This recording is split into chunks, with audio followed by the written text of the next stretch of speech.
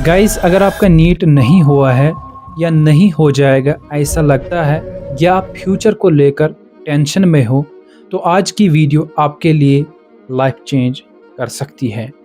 क्योंकि मैं आज आपके लिए ऐसी ऑप्शन लाया हूँ जो कि मेडिकल करियर में आपके लिए एक गोल्डन चांस होता है। बिना नीट के भी आप इसको पा सकते हो। वो है JK BOPEE BSc nursing, BSc paramedical and BSc technological entrance test. आज के इस वीडियो में आपको फॉर्म से लेकर स्कोप तक सब कुछ डिटेल में बताऊंगा, एक भी डाउट नहीं बचेगा, इसलिए वीडियो एंड तक जरूर देखना। अस्सलाम वालेकुम, वेलकम बैक। आज के इस वीडियो में हम बात करने वाले हैं जेके बोपी क्या है। JK BOPEE BSc nursing, BSc paramedical and BSc technological courses क्या है, इनका स्कोप क्या है और इनके लिए जो ये एंट्रेंस टेस्ट होता है इसका सिलेबस क्या होता है, पेपर पैटर्न क्या होता है और एग्जाम कब हो जाएगा।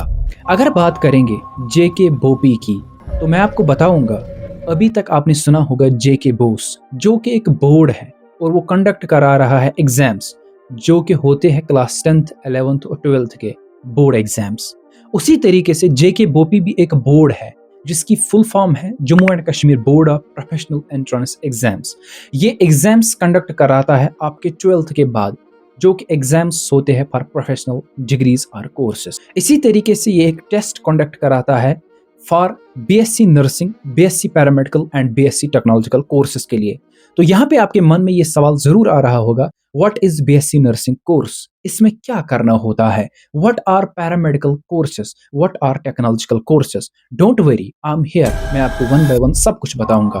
अगर मैं बात करूंगा बीएससी नर्सिंग की, तो सिंपली ये एक प्रोफेशनल डिग्री है जो कि 4.5 साल की होती है। यहाँ से आपको हॉस्पिटल मैनेजमेंट से लेकर इमरजेंसी हैंडलिंग तक सब कुछ सिखाया जाता है। यानी कि यहाँ से आप एक बहुत अच्छा स्टाफ नर्स बन सकते हो, आईसीयू नर्स बन सकते हो, इसी तरीके से आप एक अच्छा एडमिनिस्ट्रेटर बन सकते हो। और ये कोर्स करने के बाद आप प्राइवेट और उसके साथ साथ गवर्नमेंट हॉस्पिटल्स में जॉब कर सकते हो। रही बात प्राइवेट हॉस्पिटल्स की, वहाँ पे भी इसकी अच्छी सैलरी रहती है और उसके साथ साथ गवर्नमेंट हॉस्पिटल्स में भी इसकी अच्छी सैलरी होती है और इसके पोस्ट्स भी ठीक ठाक निकलते हैं। इसी तरीके से जो स्टूडेंट बीएससी नर्सिंग प्रेफर नहीं करता है, पसंद नहीं करता है, वो बीएससी पैरामेडिकल कोर्सेज करता है, जिसमें हमारे पास ओटी ऑपरेशन थिएटर आता है, रेडियोलॉजी, एमएलटी, फिजियोथेरेपी वगैरह के कोर्सेज आते हैं और ये भी आपके लिए एक प्रोफेशनल डिग्री होती है। उसके साथ साथ यहाँ पे हमारे पास कुछ टेक्नोलॉजिकल कोर्सेज होते हैं जो कि हमारे पास सिक्किम्स में होते हैं, यानी कि शेर Kashmir institute of medical sciences. वो टेक्नोलॉजिकल कोर्सेज होते हैं जहाँ पे आपको मशीन्स वगैरह के साथ डील करना पड़ता है।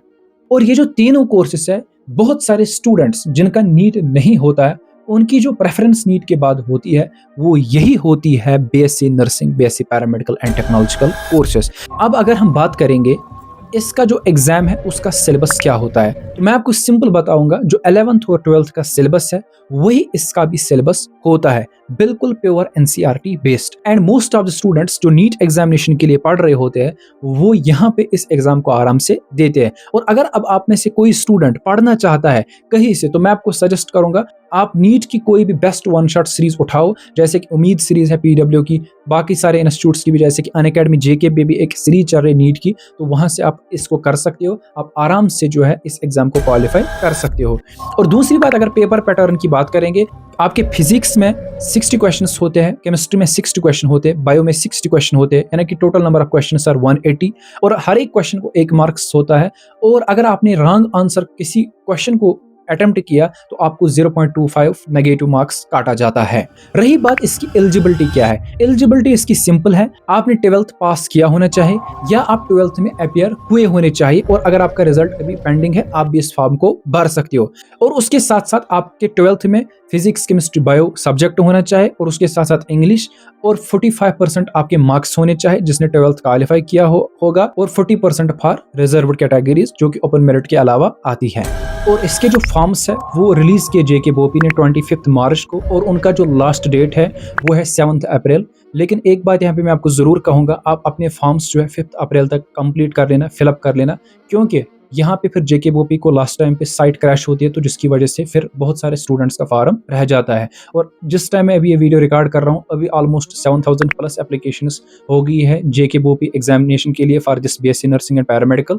और एक्सपेक्टेड ये है कि 30,000 के अराउंड इसके जो है एप्लीकेशन फॉर्म्स हो जाएंगे, क्योंकि पिछले साल भी हुआ था। इसलिए आप जल्दी कर लेना, भर लेना विदाउट एनी टेंशन। बाकी जो भी आपको इसके लिए स्टडी मटेरियल चाहिए, लाइक PYQs पिछले 5 साल के, और उसके साथ साथ सिलेबस और बाकी भी नीट वन शॉट सीरीज वगैरह, वो आपको हमारे व्हाट्सएप ग्रुप्स के अंदर मिलेगी। वो आप ज्वाइन कर लेना, जिसकी लिंक आपको डिस्क्रिप्शन में दी गई है। अब अगर आप जो है नीट एस्पिरेंट हो तो फिर भी इस फॉर्म को भर लेना, या अगर आप कॉन्फ्यूज हो इस फॉर्म को जरूर भर लेना, क्योंकि एक अच्छी करियर चॉइस होती है एक मेडिकल स्टूडेंट के लिए।